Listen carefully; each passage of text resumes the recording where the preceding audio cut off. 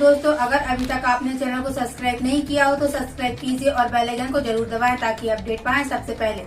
नमस्कार दोस्तों, मैं हूं आपके साथ निशा नामदेव। आइए नजर डालते हैं इस वक्त की बड़ी खबर की ओर। उज्जैन संभाग में इस समय जबरदस्त उछाल और तेजी के भाव में बिक रही है ज्वार और मक्की। बाजरे की फसल अनाज मंडियों में और ज्वार का आटा इस समय बाजार में बिक रहा है 60 रुपए किलो और मक्की का आटा बिक रहा है 45 रुपए किलो और बाजरा 35 रुपए किलो, जबकि गेहूं के दाम इस समय कम है। ज्वार मक्की आटे से बनी हुई रोटी खाना आम नागरिक और छोटे मासूम बच्चों की पहुंच से दूर हो चुका है। ज्वार मक्की के आटे से बनी हुई रोटी खा पाना, जबकि ज्वार मक्की की रोटी का सेवन दैनिक जीवन में करने के दौरान स्वस्थ शरीर, निरोग और बेहतर हष्ट पुष्ट शरीर, बेहतर दिमाग प्राप्त होता है। ज्वार मक्की की रोटी दैनिक जीवन में खाने के दौरान इस समय छोटे छोटे मासूम बच्चों की पहुंच से दूर हो रही है। ज्वार मक्का की रोटी भाव में जबरदस्त तेजी उछाल हो जाने के बाद। मेरा नाम सरदार सिंह। बाबूजी, करीब कितनी उम्र होगी आपकी? ये 60-65 साल। 65 से ऊपर है ना। बाबूजी, आप जब बचपने में थे, छोटी उम्र में थे, उस समय किस चीज़ की ज़्यादा रोटी खाते थे और किस चीज़ का उपयोग होता था? ज्वार है, मक्की है, क्या होता था? ज्वार भी होती थी, खाता थे, और अच्छा। मक्का की भी। अच्छा, उस समय ज्वार ज़्यादा थी। ज्वार ज़्यादा होती थी, तो सभी खेतों में ज्वार की फसल उगती थी? बिल्कुल, ज्वार और उड़द। अच्छा, ज्वार और उड़द होती थी। ज्वार की रोटी और मक्के की रोटी, उड़द की रोटी खाने से क्या फ़ायदा मानते थे? उड़द की रोटी भी बहुत अच्छी रहती थी, उससे भी यानी चिकनास वगैरह जो भी अच्छा शरीर में रहता था। अच्छा। और ज्वार की रोटी से वो तो खाना ही था। अच्छा। पर कभी कभी जैसे शौक माफिक उड़द चने ये मिला के बनाते थे, न खाते थे। शरीर स्वस्थ रहता था? बिल्कुल स्वस्थ रहता था।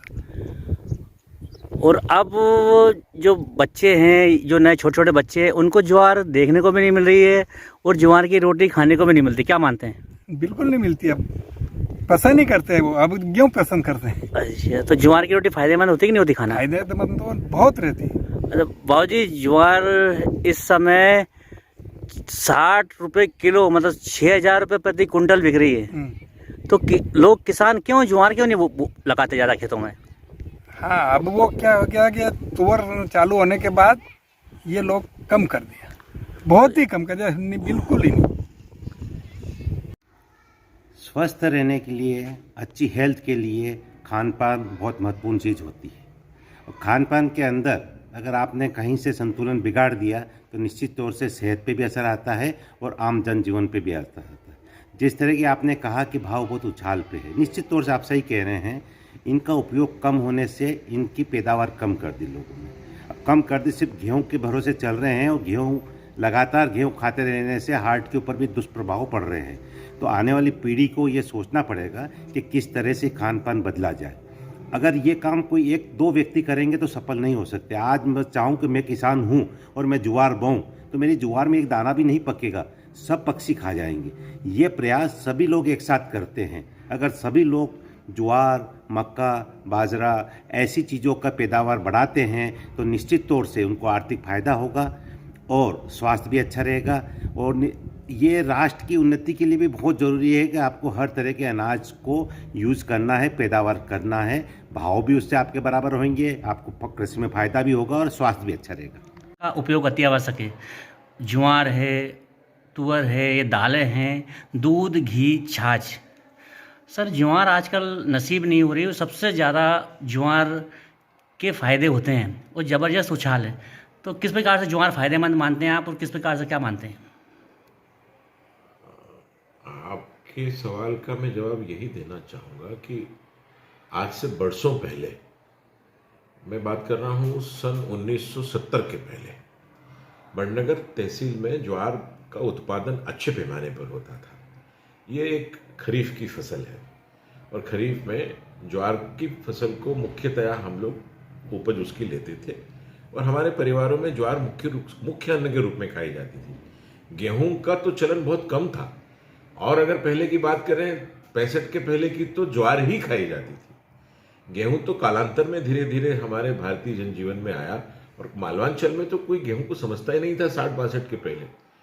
केवल ज्वार और मैं तो आज भी ज्वार का उत्पादन करता हूँ अपने खेतों में, ऑर्गेनिक उत्पादन करता हूँ, जैविक उत्पादन, ज्वार का, बाजरे का, खरीफ की जो फसलें सब लेता हूँ, उड़द भी लेता हूँ, बाजरा भी लेता हूँ, ज्वार भी लेता हूँ।